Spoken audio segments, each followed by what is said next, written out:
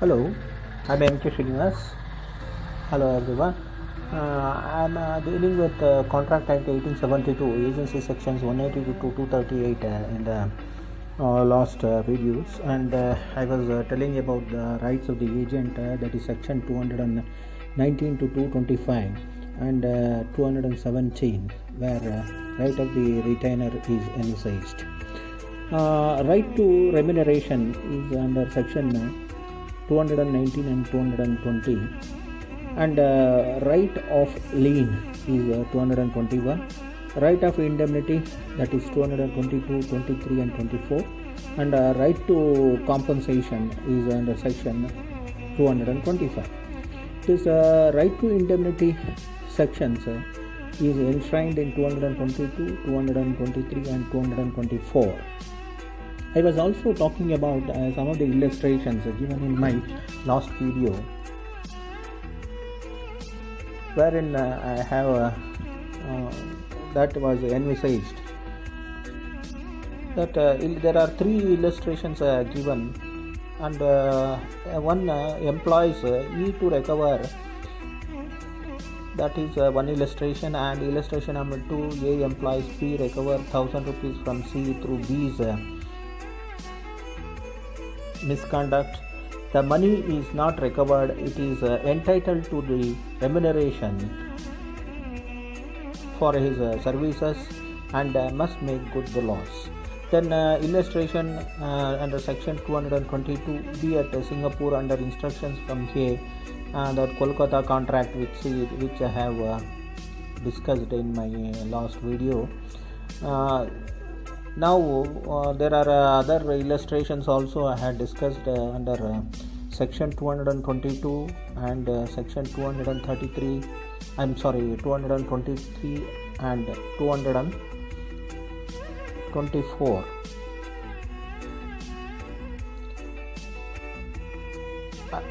While discussing the illustrations, the illustration 223, then very good illustration was given, that is Adam versus Zavris 1827 4BNG under section 224, where the brief facts were also brought in. And then illustration section 225 is also discussed in our last video. Now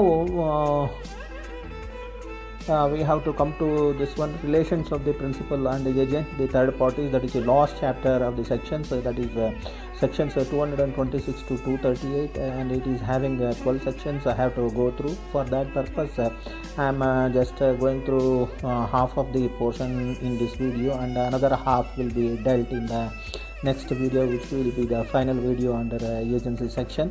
Now first one is enforcement and the consequences of agents contracts, section 226, wherein the provisions relating to effect of agency and contracts with third parties. There is one illustration, the Dare Act is explained here.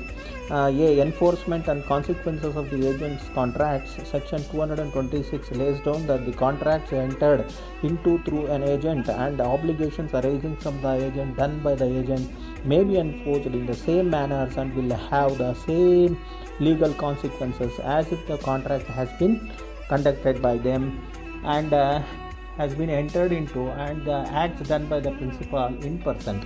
Illustration 1, A buys goods from B knowing that he is an agent for the sale, but not knowing who is the principal. The principal is the person entitled to claim from A the price of the goods, and A cannot in a suit by a principal set off against the claim a debit due to himself from B.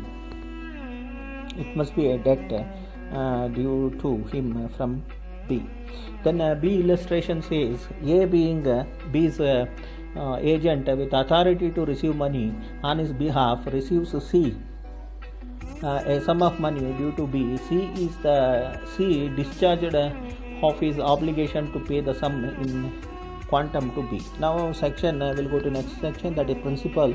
How far bound when agent exceeds his authority, section 227 lays down that when an agent does more than he is authorized to do, and when the part of what he does which is within his authority can be separated from the part which is beyond his authority. So much only of what he does as is within his authority is binding as between him and his principal.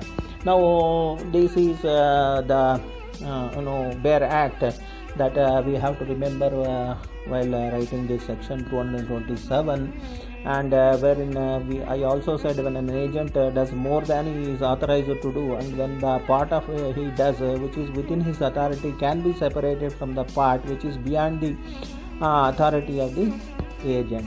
Then I have given one illustration. A being the owner of a ship and cargo authorizes B to procure an insurance for 4,000 on the ship. B procures a policy for 4,000 rupees on the ship and another for the like sum on the cargo.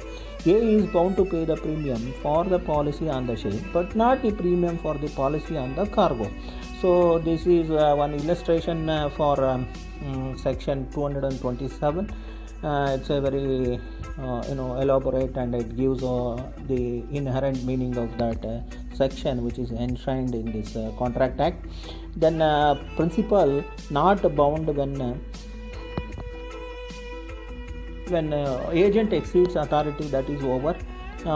Then principal not bound when excess of agent's authority is not separable, that is given in a bare act like this. Principal not bound when excess of the agent's authority is not separable. Section 228 lays down that where an agent does more than he is authorized and what he does beyond the scope of this authority cannot be separated from what is within it, the principal is not bound to recognize the transaction. So the principal may not recognize this transaction. He may say no to it at the very initial stage when the agent does more than he is authorized, and what he does beyond the scope of his authority cannot be separated. If it is separated, he can do it, but it cannot be separated what is in it. The principal is not bound to recognize the transaction. Now let us come to one illustration. A authorizes B to buy 500 sheep for him. B buys 500 sheep and 200 lambs for one sum of 6,000 rupees.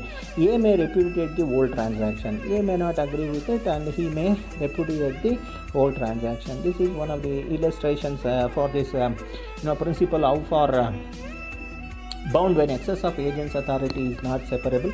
Then next section is 229 that speaks about the consequences of notice given to the agent. Is a very important section. Consequence of notice given to the agent. Section 229 lays down that any notice given to or information obtained by the agent, provided it will be given or obtained in the course of the business transacted by him for the principal, shall has between the principal and the third parties the same legal consequences as if it has been given to or obtained by the principal. So this is very, very important section. We have to understand that consequences of a notice given to the agent, that again for the cost of repetition, section 229 lays down that any notice given to or information obtained by the agent, provided it will be given or obtained in the course of the business transacted by him for the principal, shall as between the principal and the third persons have the same legal consequences as if it had been given to or obtained by the principal himself. So this is one of the important sections we have to remember. And here one illustration is coming up. The illustration is A is employed by B to buy from C certain goods of which C is the apparent owner and buys them accordingly in the course of the treaty for the sale. A learns that the goods really belong to D, but B is ignorant of that fact. B is not entitled to set off a debt owing him from C against the price of the goods. So here the section is given with a good illustration that consequences of a notice given to agent, and one of the illustrations I have given here. There is one more illustration to understand is better. A is employed by B to buy from C.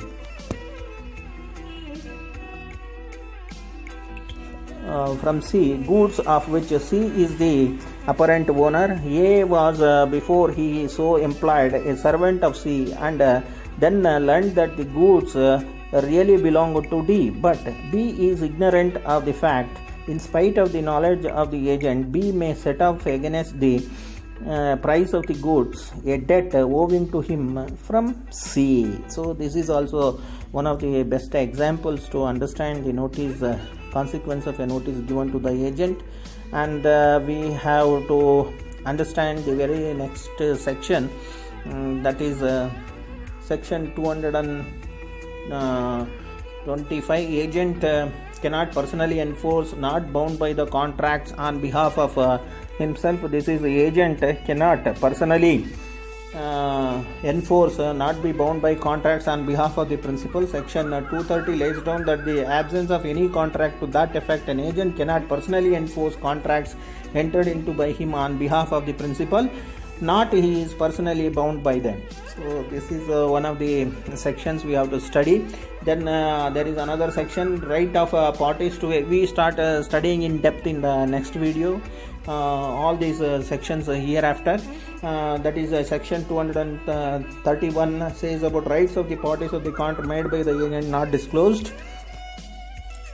Then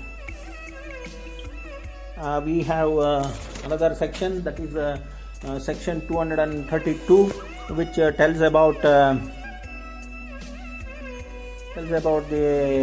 where one man makes the contract with another, and neither knowing having the reasonable this one, that is performance of contract with the agent supposed to be principal. Then section 233 lays down that that is a right of person dealing with the agent personally liable. Then we have section 234, consequence of inducing agent or principal to act on behalf of that principal or agent will be held exclusively liable. So this is one of the sections we have to study. Then section number 236, person falsely contracting as agent not entitled to performance. Then section 237, liability of the principal inducing the belief that the agent's unauthorized acts were authorized. Then section 238, that is the last one we have to study, is effect on assignment agreement of misrepresentation or fraud by the agent. So we have to deal in next video from section 236 to remaining rest of the sections.